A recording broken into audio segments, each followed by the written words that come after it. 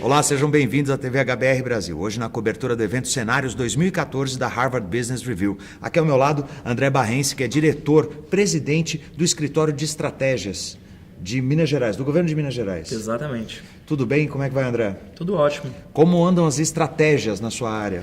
Andam a todo vapor, né? Até porque, como a gente conversava há pouco, em que pese o ano seja um ano atípico, deixar de planejar não é um luxo que a gente pode se dar no governo, né? Então, existe uma diferença muito clara na minha percepção do que é governo e do que é administração pública. Certo. Né? Então, a administração pública ela tem que funcionar e ela tem que se planejar independente de qualquer contexto de governo. E é isso que a gente vem fazendo ao longo dos últimos anos e desenvolvendo uma cultura que propicia isso em Minas Gerais. E para auxiliar isso e também auxiliar todo o entorno de vocês acabaram desenvolvendo uma ferramenta muito interessante. Qual é essa ferramenta? Bom, essa ferramenta é o Data Viva. É uma ferramenta absolutamente web, como eu falei para você, aberta, não só para o Brasil, mas para o mundo, que é uma ferramenta que ela tem como característica trazer e abrir ao público uma grande quantidade de dados públicos, mas que de alguma forma eram invisíveis a olho nu. Então a ferramenta ela traz, através de ferramentas de visualização de dados, ela coloca uma lente sobre determinadas características econômicas e sociais que ajudam muito quando a gente pensa no planejamento do país, no planejamento dos estados e no planejamento dos municípios. Ela é uma ferramenta que ela tem um caráter descritivo, mas também tem um caráter prescritivo ou preditivo. Certo. Até pela própria característica de ser uma ferramenta de Big Data, ela me mostra tendências, né, que usando estatisticamente esses dados eu consigo fazer a partir dessa extrapolação que eles me proporcionam. Certo, mas aí como é que vocês trabalham? Trabalhar isso dentro de uma autarquia, né? É difícil, na verdade. Então. É difícil até pelo seguinte, né?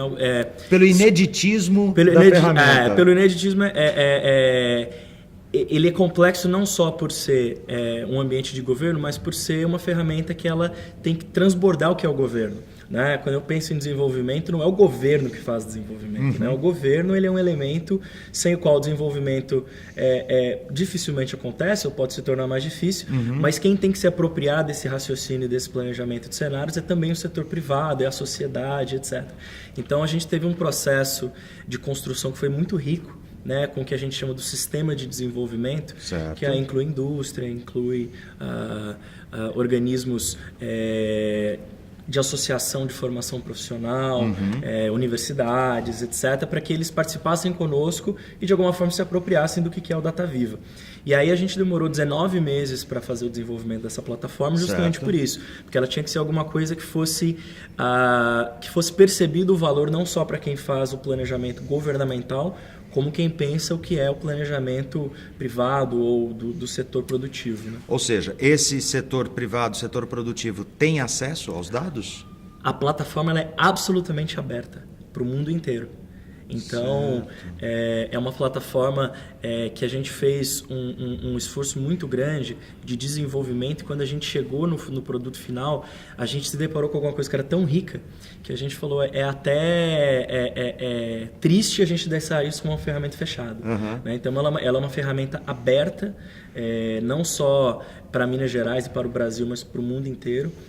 E mais interessante, ela tem informações não só de Minas Gerais, mas de todos os municípios brasileiros. Bacana isso. E como está sendo a adesão a ela?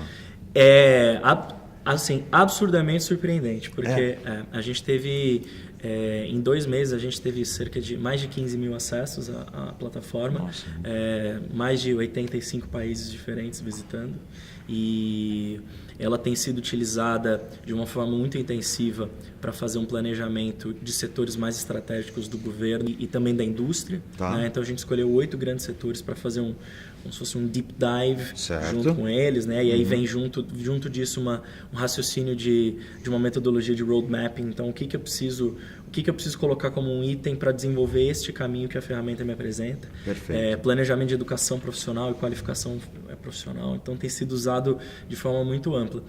E além disso tudo, eu acho que é uma ferramenta que ela tem sido apropriada não só por quem pensa desenvolvimento econômico, mas pelo fato dela ser uma ferramenta absolutamente de open data e open source, então ela foi desenvolvida toda em código aberto.